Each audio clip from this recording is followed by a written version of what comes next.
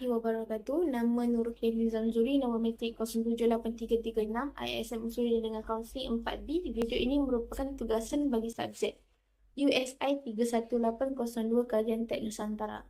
Bagi memenuhi kehendak tugasan ini, kami telah memilih untuk menganalisis satu ceramah pengajian Kitab Fardul Faraid siri ke-21 yang disampaikan oleh Ustaz Wan Junaidi melalui saluran YouTube rasmi beliau.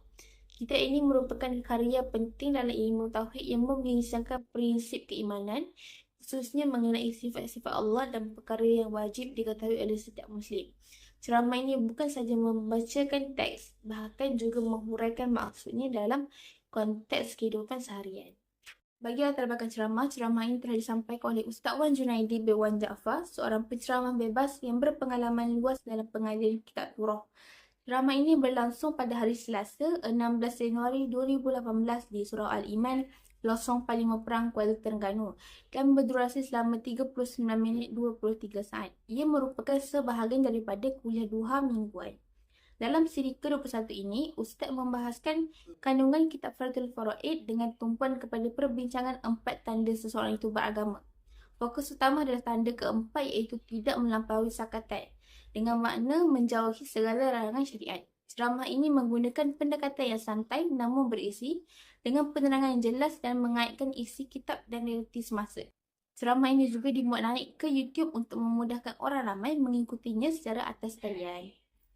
Latar belakang kitab yang dibincangkan dalam ceramah ini ialah Fardul Faraid fi Ilmi Al-Aqaid dan nikasnya pada Parti Fardul Faraid, hasil karya ulama besar Nusantara Syekh Ahmad bin Muhammad Zain Al-Fatani. Beliau dilahirkan di Patani pada tahun 1856 dan menulis kitab ini ketika berada di Mekah. Kitab ini tulis dalam bahasa Arab dan mengandungi asas utama akidah Islam seperti sifat 20 bagi Allah, sifat wajib, mustahil dan harus bagi para rasul, iman kepada perkara gaib, hari akhirat, qada dan qadar. Ia berpegang kepada mazhab Ahli Sunnah wal Jamaah beraliran Asy'ariyah. Kitab ini sangat penting dalam sistem pengajian pondok di Malaysia, Thailand, Indonesia dan juga Brunei. Selain itu, terdapat versi ringkas dalam Tulisan Jawi dikenal sebagai Parti Fardul Faraid yang disusun dalam bentuk soal jawab. Kitab ini membantu pelajar peringkat asas memahami akidah dengan cara yang mudah dan juga praktikal. Bagi Direktur Penceramah, Ustaz Wan Junaidi bin Wan Jaafar merupakan seorang pendakwah bebas yang sangat dikenali di negeri Terengganu. Beliau berasal daripada kampung Kubang Wujud dan kini berusia sekitar 45 tahun. Seawal usia 14 tahun, beliau telah belajar di beberapa pondok terkenal seperti Pondok Tok Jiring, Pondok Pasir Tumbuh dan juga di Thailand. Beliau merupakan tenaga pengajar bertauliah di bawah JH dan Maidam, serta aktif menyampaikan kuliah di masjid-masjid dan juga di radio seperti Terengganu FM dan juga Manis FM. Beliau turut mengajar kitab-kitab Turah seperti Hidayatul Salikin, Bidayatul Hidayah dan juga Parti Faridah. Pada tahun 2003, beliau dianugerahkan sebagai tokoh dakwah negeri Terengganu. Kini beliau turut aktif menggunakan media sosial melalui laman Ustaz Wan Junaidi Original untuk menyebarkan dakwah. Seterusnya isi ceramah dimulakan dengan penegasan pentingnya akidah yang sah. Jika seseorang merosak etikadnya hingga kufur, maka dia bukan lagi beragama. Jika etikadnya masih sah tetapi menyeleweng daripada ahli sunnah, dia tetap Muslim tetapi tidak sempurna agamanya. Contohnya yang diberikan ialah aliran Qadariyah dan juga Jabariyah yang masih dikira Muslim tetapi berdosa besar kerana dia menyeleweng daripada akidah yang benar. Ustaz kemudian menegur kekeliruan masyarakat tentang konsep sebab dan juga akibat. Ramai yang percaya bahawa pisau memotong ataupun api membakar dengan sendiri tanpa kaitan dengan kuasa Allah.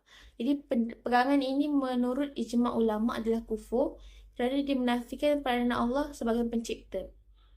Pegangan yang sah ialah meyakini bahawa Allah ni menjadikan pisau itu tajam ataupun api itu panas.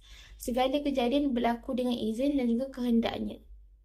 Beliau juga menyentuh kepentingan keikhlasan dalam beramal. Jika seseorang itu solat Beliau juga menyentuh kepentingan keikhlasan dalam beramal.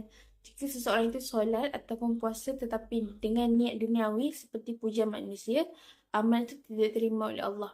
Keikhlasan adalah syarat diterimanya ibadah. Ustaz kemudian membincangkan tentang memelihara batas syariat. Perbuatan seperti berdua-duaan antara bukan mahram dan mengumpat adalah contoh melampaui batas walaupun dianggap remeh. Penilaian bukan berdasarkan norma masyarakat tetapi dia berdasarkan syarak. Seterusnya, Beliau menjelaskan pentingnya mengenai sifat-sifat Allah yang wajib, mustahil dan juga harus. Ini adalah asas kepada akidah yang sahih. Akal boleh membantu mengenal Allah tetapi mesti dipandu dengan wahyu. Beliau turut mengingatkan supaya berhati-hati dengan ajaran sesat yang mengaku sebagai ajaran Islam. Umat Islam perlu merujuk ulama muktabar dan terus menuntut ilmu agar tidak terpengaruh dengan fahaman menyeleweng.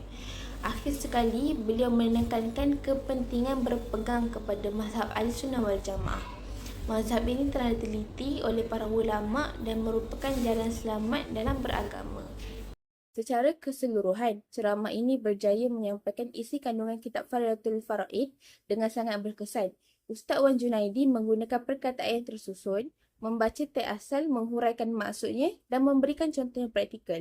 Beliau menekankan bahawa tanda seseorang itu benar-benar beragama ialah menjaga batas syariat dan meninggalkan larangan Allah. Ceramah ini memberi kesedaran bahawa agama bukan sekadar pada zahir amalan, tapi pada akidah dan juga ketundukan terhadap hukum Allah serta kepatuhan batin terhadap syariat. Walaupun ada istilah Arab yang agak teknikal, penjelasannya mudah difahami. Ceramah ini sangat bermanfaat khususnya kepada pelajar dan masyarakat yang ingin memahami akidah Ahli Sunnah wal Jamaah dalam kerangka ilmu serta menghidupkan semula pengajian Torah secara praktikal dan sesuai dengan keperluan masyarakat hari ini. Sekian itu sahaja daripada saya. Wabillahi taufiq wal hidayah. Wassalamualaikum warahmatullahi wabarakatuh.